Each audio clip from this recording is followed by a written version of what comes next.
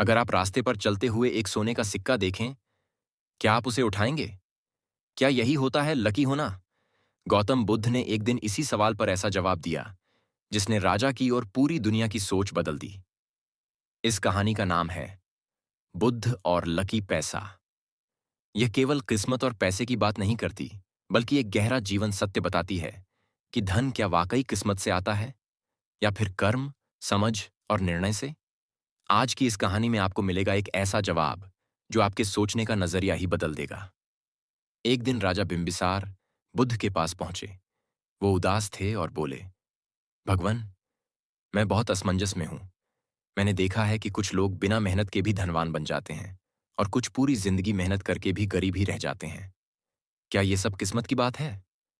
बुद्ध मुस्कुराए और बोले, राजन, चलिए एक प्रयोग करते हैं जिससे आपको खुद उत्तर मिल जाएगा।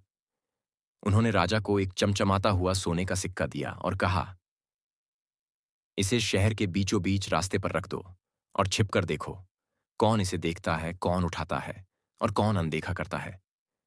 राजा ने वैसा ही किया। दोपहर का समय था। सूरज अपनी पूरी ताकत के साथ आकाश में चमक रहा था। तपती धूप जमीन को झुलसा रही थी। दूर तक सूखी पगडंडी पर धूल उड़ रही थी। उस पगडंडी पर एक आदमी चला आ रहा था, एक गरीब किसान। उसके चेहरे पर मेहनत की रेखाएं साफ दिख रही थीं। माथे से पसीना टपक रहा था। पीठ पर एक पुरानी धोती का थैला था और कंधे पर लकड़ी का एक पुराना हल टिका हुआ था। हर कदम में थकावट थी, लेकिन आंखों में ईमान की चमक आज भी बाकी थी। जैसे ही वो एक मोड़ पर पहुंचा, उसकी नजर जमीन पर कुछ चमकते हुए पड़ी। वो ठिठका। उसने देखा, जमीन पर एक चमचमाता हुआ सोने जैसा सिक्का पड़ा था। किसान की आंखों में एक पल के लिए आश्चर्य और लालच की झलक उभरी। सच्ची? सोने का सिक्का? वो धीरे से आगे बढ़ा, झुका, सिक्के को हाथ में उठाने ही वाला था। पर तभी उसने रुककर चारों ओर देखा। चारों तरफ सन्नाटा था। धूप में केवल पेड़ों की छाया हिल रही थी और हवा तक थमी हुई लगती थी। पर किसान का मन अब बेचैन था। वो सीधा खड़ा हो गया। उसकी सांसें तेज चलने लगीं। यह किसी अमीर आदमी का होगा। अगर किसी ने देख लिया कि मैंने इसे उठाया है, तो लोग क्या सोचेंगे? मुझे चोर समझेंगे। किसान का दिल दुविधा में था। एक तरफ गरीबी की मजबूरी, दूसरी तरफ ईमानदारी की राह। कुछ क्षण सोचने के बाद उसने सिक्के की ओर फिर देखा और धीरे से सिर हिला दिया। उसने मन ही मन कहा, मैं गरीब हूं, लेकिन बेईमान नहीं। अगर किस्मत में होगा तो मेहनत से मिलेगा। उसने सिक्के को वहीं छोड़ दिया, मुड़ा और अपनी चाल में फिर से आगे बढ़ गया। हल अब भी उसके कंधे पर था। पसीना अब भी बह रहा था, पर अब उसके चेहरे पर संतोष था, आत्मसम्मान का और सही रास्ता चुनने का। यह कहानी हमें सिखाती है कि सच्ची अमीरी धन में नहीं, चरित्र में होती है। गरीबी इंसान को मजबूर कर सकती है, लेकिन जो ईमानदारी का साथ नहीं छोड़ता, वही असली धनवान होता है। दूसरी कहानी। कहानी का शीर्षक, माया का जाल। दोपहर ढल रही थी। सूरज थोड़ा झुकने लगा था और हवाओं में अब हल्की ठंडक घुलने लगी थी। उसी पगडंडी पर, जहां कुछ समय पहले एक गरीब किसान अपने ईमान की कसौटी पर खरा उतरा था, अब एक दूसरा पथिक आ रहा था। वह एक तपस्वी साधु था। सादा गेरुए वस्त्र, हाथ में कमंडल, कंधे पर एक छोटा सा झोला और माथे पर भस्म की रेखाएं। उसकी चाल मंथर थी, जैसे हर कदम ध्यान में डूबा हो। आंखें झुकी हुई थीं और होंठों पर धीमे स्वर में कोई प्राचीन मंत्र चल रहा था। ऐसा प्रतीत होता था कि वो इस संसार में होकर भी इससे परे है। जैसे ही वह उस मोड़ तक पहुंचा, उसकी दृष्टि जमीन पर पड़े उस चमचमाते सिक्के पर पड़ी। वह पल भर को रुका। उसकी आंखों में कोई आश्चर्य नहीं था, सिर्फ एक शांत मुस्कान थी। वह झुका नहीं, दौड़ा नहीं, बस वहीं खड़ा रहा, जैसे उसने माया को पहचान लिया हो। हाँ, माया का एक और रूप। यह संसार भी कितना चतुर है। जिस मार्ग पर साधना होती है, वहीं मोह की परछाइयां फैला देता है। उसने आकाश की ओर देखा, जैसे किसी अदृश्य शक्ति से संवाद कर रहा हो। जिसने सोने की चाह की, उसने अंततः शांति खो दी। सुख की खोज में भटकता रहा, पर सच्चा सुख भीतर ही छुपा था। साधु ने सिक्के की ओर श्रद्धा से सिर झुकाया। न उसे तुच्छ समझा, ना ही उसकी कीमत को नकारा, बल्कि उससे सीख ली, पर छुआ नहीं। और फिर वह आगे बढ़ गया, उसी ध्यान मग्न मुद्रा में, मानो उस सिक्के ने भी उसके ज्ञान की परीक्षा दी हो। पर वह तो वैराग्य की अग्नि में तपा हुआ साधक था। पीछे रह गया वह सिक्का, जिसे अब तक दो भिन्न दृष्टिकोण देख चुके थे। एक गरीब किसान की ईमानदारी और एक साधु की निर्लिप्तता। यह अंश हमें सिखाता है कि संपत्ति और लालच केवल भौतिक ही नहीं होते, वो मानसिक भी हो सकते हैं। जो साधक माया को पहचान लेता है, वही सच्चे अर्थों में मुक्त हो जाता है। तीसरी कहानी। कहानी का शीर्षक अवसर का मूल्य। शाम ढलने को थी। आकाश नारंगी रंग में रंग चुका था, जैसे सूरज धरती को विदा दे रहा हो। हल्की हल्की हवा अब उस तपते दिन के ताप को शीतल कर रही थी। उसी रास्ते से एक तीसरा पथिक गुजरा, एक व्यापारी। उसके वस्त्र सादे मगर संभले हुए थे। हाथ में एक पुराना झोला और पीठ सीधी।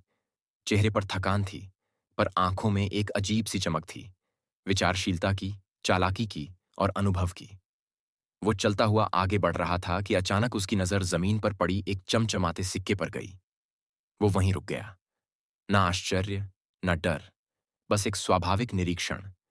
उसने एक बार नहीं, दो बार, फिर चारों तरफ देखा, जैसे कोई अनुभवी व्यापारी सौदा करने से पहले बाजार की हवा भांपता है। फिर उसकी होठों पर एक हल्की मुस्कान उभरी। वो धीरे से झुका, सिक्के को उठाया, हथेली पर उसे पलट पलट कर देखा। सोना है, असली है। उसने उस सिक्के को जेब में रखा और सिर झुकाकर कुछ कहा, न लालच से, न शर्म से, बस एक आत्मसंवाद की तरह। धन बुरा नहीं होता। उसका उपयोग अगर सही हो, तो यही साधन किसी की जिंदगी बदल सकता है। ईश्वर ने आज एक अवसर भेजा है। अब देखना यह है कि मैं इसका क्या करता हूं। उसके शब्दों में न कोई घमंड था, न ही डर। वो जानता था कि धन को संभालना भी एक कला है। फिर वह व्यापारी धीरे धीरे चलता हुआ आगे बढ़ गया, सूरज की आखिरी किरणों के साथ, जेब में एक चमकती धातु और दिल में एक सोच लिए। तीन व्यक्ति, तीन दृष्टिकोण। 1। किसान ने सिक्का देखा, डर और ईमानदारी से दूर हो गया। 2। साधु ने देखा, ज्ञान और वैराग्य से उसे नकार दिया। 3। व्यापारी ने देखा, बुद्धि और अवसर से उसे अपना लिया। धन स्वयं में न अच्छा है, न बुरा। उसका स्वरूप, उसका प्रभाव और उसकी दिशा, ये सब इस बात पर निर्भर करते हैं कि वो किसके हाथ में है। धन एक आईना है, जो व्यक्ति के अंदर छिपे विचारों को बाहर लाता है। बुद्ध का उत्तर, धन, किस्मत और विवेक का रहस्य। राजा यह सब देखकर बुद्ध के पास लौटे। उन्होंने तीनों घटनाएं विस्तार से बताईं। बुद्ध ने गहरी सांस ली और बोले, राजन, ध्यान से देखिए, तीनों को समान अवसर मिला। सिक्का वहां रखा था, जैसे जीवन में मौके सामने होते हैं, लेकिन निर्णय तीनों का अलग था। किसान डर के कारण अवसर को छोड़ गया। साधु त्याग के नाम पर उसे माया कहकर नकार गया। व्यापारी ने अवसर को देखा, समझा और साहसपूर्वक निर्णय लिया। फिर बुद्ध ने एक वाक्य कहा, जो आज भी सुनने वालों के रोंगटे खड़े कर देता है। किस्मत वो नहीं जो बाहर से आती है।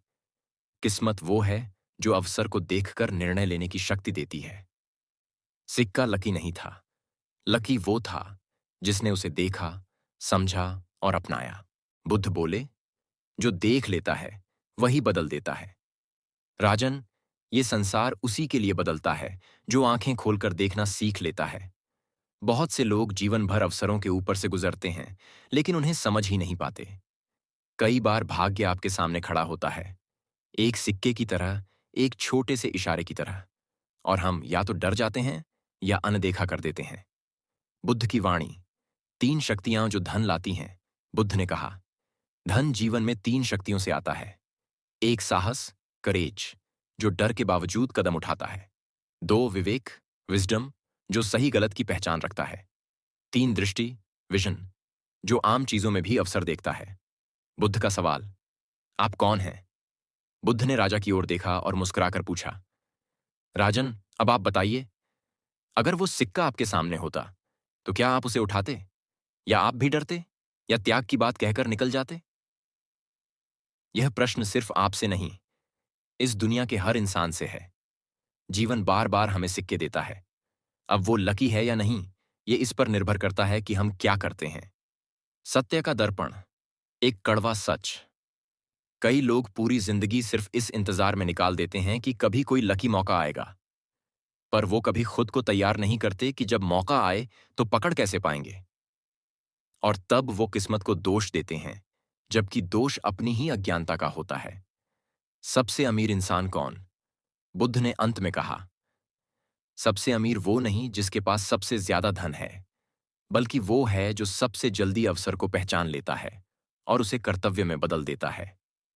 अगर आपने भी कभी ऐसा मौका देखा है जिसे आपने डर या संकोच से छोड़ दिया, या कोई ऐसा मौका जो आपने अपनाया और जिंदगी बदल गई, तो नीचे कमेंट में जरूर साझा कीजिए।